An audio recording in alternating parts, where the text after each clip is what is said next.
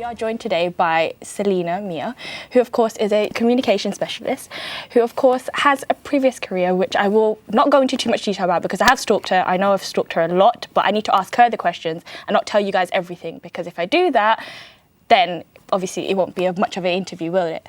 But how are you today? I'm fine. I'm really glad to be here. It's so lovely to be here in this studio again. Usually I'm behind the camera. Yes, we're talking about that. But before we do go into obviously your career, like now at the moment, we're going to talk about a bit of the start from what you did. So I understand you were a designer when you first That's came out of right. I university. studied graphic design. Art was definitely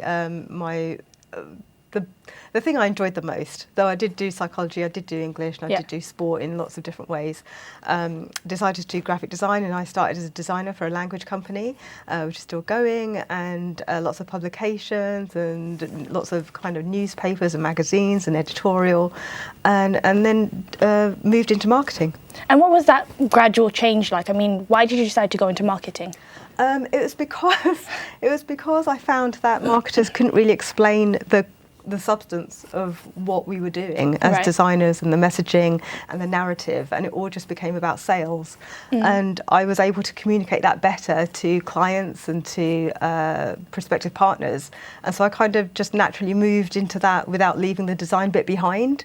You took that element of it with you, just took it all. And I can see the shirt. I really like the shirt today. Very vibrant. I do realise I'm wearing black. I never wear black. You guys know this, but I'm probably the most dullest person on the show today. But I promise I have more clothes in the wardrobe. But moving on, of course. I mean, is it something that you bring into your daily life, like design, like fashion-wise, or just the work that you do? Is it something that stays with you all the time? It is. I used to think it wasn't a conscious decision. I used to feel like, oh my God, you know, trying too hard in one area. But actually, as I've kind of gone through my career and matured, it's more irrepressible. Like, I can't stop it now. No, of course, of course. You know, you have to express yourself in the most authentic ways, and if that's through your profession, if that's through your hobbies, if that's through, you know, how you like to appear in the world. Definitely. And you've got to do what feels right for you. Right. So, I understand you've worked in public health a bit, the messaging side of it. Can you tell me a little bit about that work? Yeah, so I was really privileged to have NHS as a client, and also UK government, and a lot of the public health messaging over the last 3-4 years. And I'm still working with an NHS partner, because there's a lot of things that fall through mainstream campaigns. Yes. There's a lot of nuance that is lost in some of the messaging that needs to be really targeted, needs to be really direct, and get people thinking or behaving differently. So when we say messaging, what do you exactly mean? I mean, I'm thinking a text message, but what does that actually mean? Campaign messaging, adverts, messages from your doctor, and things that are put out in response to what's happened recently with Keir Starmer. Yes. Is telling the public what's going on and what to do about it.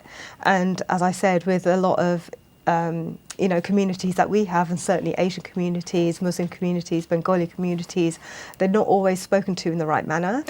Yeah, I agree. And they're not always, I agree. They're not always spoken to directly enough about the issues that really affect us. Right. And so it's really important. That's something that I feel very passionate about. And so I want to make sure that's right, especially when I've got such high stakes clients. Of course. And I mean, given that this is a show on a Bangladeshi channel, what is something that affects us Bangladeshis just generally? If you there's a lot of health issues that go kind of not talked about in our own communities, but also not reflected when we go to the GP. So would you say mental health maybe? Definitely mental health. A lot of things that happen to us earlier in our you know, 40s and 50s that happen later in other groups and English groups and audiences, but certainly the mental health aspect is something that we're lagging behind in, purely because, you know, our parents and our grandparents didn't have the benefit of being able to talk about their mental health. So those conversations are things that they don't know how to have or don't recognise, and it's not skills that they've passed on. So we have to acquire them from somewhere, and that's why I want to help people connect with better mental health. Definitely. Through either therapy, hypnotherapy, or martial arts, and taking care of themselves, or in the wider domain, and doing that really in the external way of making sure that there's messaging that they can understand that affects them and they can take action. Definitely. And now with sort of the campaigning aspect of it, how much success have you seen in it recently?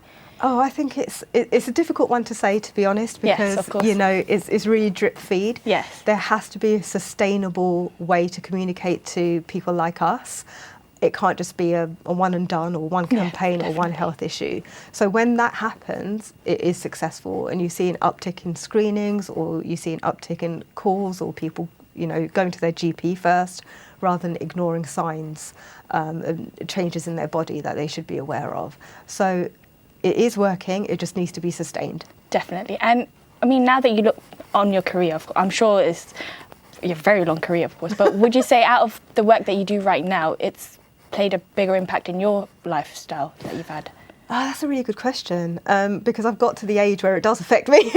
I think it affects everyone, any age it affects everyone. Like, I'm 25 and all I get is messages. I'm like, oh, I need to do that, and I just ignore it. I put in the delete box. I can't be bothered. Oh, but, fantastic! Yeah. I'm trying. That's great.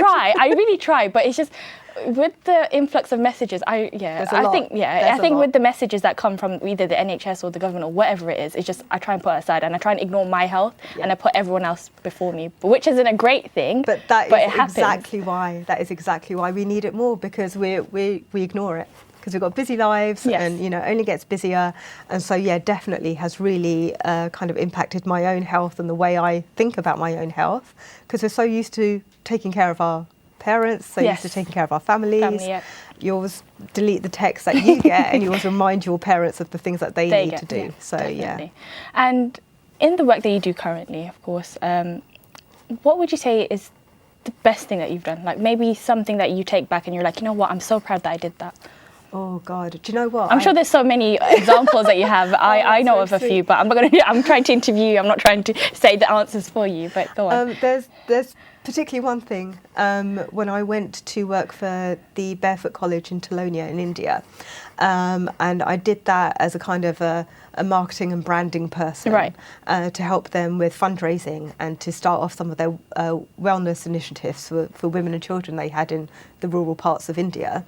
But as I always try and maximise what I get out, but also what I can give back, I started teaching self-defence to the women and children there. And I was poo-pooed and I was pushed back, and I had my proposal shoved back in my face. God. But I was really persistent, and I did one class and had a few people. I did a second class and had more, and then by the end of it I also included men.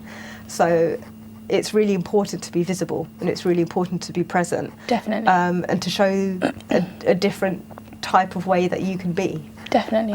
That's not always reflected in mainstream media. No. And I mean, we're talking about martial arts just before the show, but we tried not to go into too much detail because I was like, oh, we need to talk about this on the show. But why do you think self-defense is like? Why do we need to learn about it, especially as women? I think my mum was like, maybe you should pick up a hobby because you don't have enough time. But generally, why is it so important to maybe go do martial art classes or learn something like that? I think self-defense is slightly different from martial arts, but because of that aspect, where I think self-defense is like swimming. It's a life skill. You should know how to do it because you might need it in certain situations, just like swimming. So I think it should be taught earlier. I think it should be taught from primary school age. But specifically now, with the way things are going in the world and the certain behaviours that are prevalent in certain groups, I think it's really important to do what you can for yourself, to empower yourself, and make sure you're taking care of yourself in all the ways. Go to your doctor's appointments, go to the gym, but also make sure that you can take care of yourself in certain situations if they arise. Definitely. I did write one question which I wanted to ask you, and it was, how do you ensure the work that you're doing reflects the people it's meant to serve? So not just the message, but actually the process as well? Oh, that's really interesting. I did write that down. And I think it's something that a lot of people don't do, because they get given some data, and they get given some testimonials, and they have messaging and they put it out, and then it's only the numbers that change. I've always been really invested in community, and I think it's the thing that really brings us together, is making sure that we can, like I said, you need to care about each other, you need to make sure you're caring about yourself. And is talking to the community, talking to the people, being really interested in what happens and being really curious as to why certain things aren't working or why certain messaging doesn't land. So for me, it's just far too personal. Of course. It's never just a statistic. It's always someone's life that can be saved or improved. If you don't mind me asking, what made it personal for you at the time when you made that decision? You know, you want to go down this route, to have a career, you know, in communications. Why did you decide, okay, this is personal for me? Oh God, I think I'm just so passionate about things, and I just saw a massive gap, and I wasn't able to have a two-way conversation with people about these things. Back in the time when I was studying, many moons ago, when I was studying, when I was an up and coming designer and marketer, I was always asking these questions like, why haven't we done this for this group of people? Why aren't we getting feedback from this group of people? Why is there a whole population of people we're not listening to? And there was never really any answers, and no one really wanted to speak to me.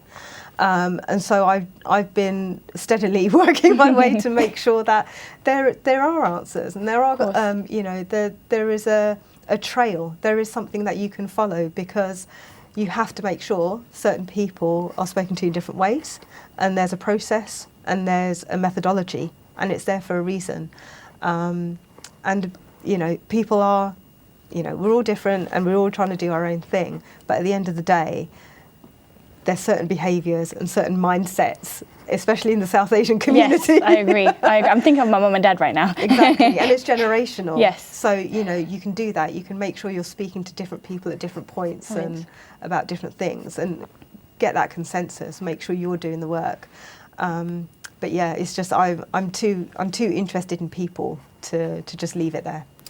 Just out of curiosity, of course, the way we speak to different generations obviously is very different. Like, for instance, if you talk to a Gen Z, you speak differently. When you speak to your parents, you speak differently. And so when you do the communications, does it vary from messages? It does. When it's done well. Yeah. Absolutely Obviously, it does. yes. No, I think that's a really good point, because we think, again, we like to homogenise, and we think, these certain people have always done this, and especially with, things in the NHS, with government, they've always been this way. Yeah. Actually, no, we've got a whole other group of people who are much younger, who've grown up in a different environment and are used to digging out information for themselves. They're curious and they want to know, so we have to speak to them differently. And certainly, respect and formality shouldn't fall away just because you're speaking to an older generation. Of course. So yeah, those things need to be integrated into whatever comms you're doing. Definitely. And now that you've obviously gone from a designer to working as a communication specialist, if you had to reflect on your career, what would you reflect on specifically? What would you change if you had to change anything? Not that you have to, but if you did want to change anything. I think your previous guest made a really good point, is that you've got to enjoy it. You've got to love it. And that's the thing about mental health and digging deeper, because like design and things like that can be very superficial. Yes. But it's just going to be meaningless, and it won't resonate with your audience, and it will be hard for you to sustain if it's only very surface level. Okay. So I think that's the thing, is just find out what really matters to you, and make sure you can bring that to whatever role you're performing. Definitely. But if there was one piece of advice that was different from the first guest, what would that be?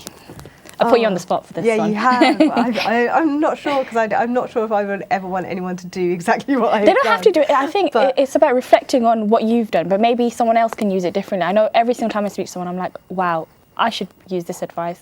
And it helps. Okay. It doesn't have to be specific to your career, anything. No, I think the best thing you can have, especially now when there's a plethora of information out there, there's so many sources and there's so many voices, is to have your own perspective and be curious about the way you think about things and how you receive things, and have that internal conversation.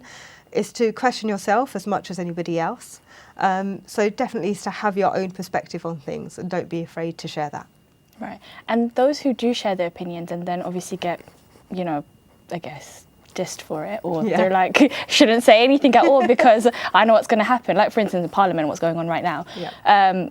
What would you say to them? Keep going. Keep going. Keep going. Keep going. There's a lot of work to do. There's a lot of work to do, and it's only going to get harder.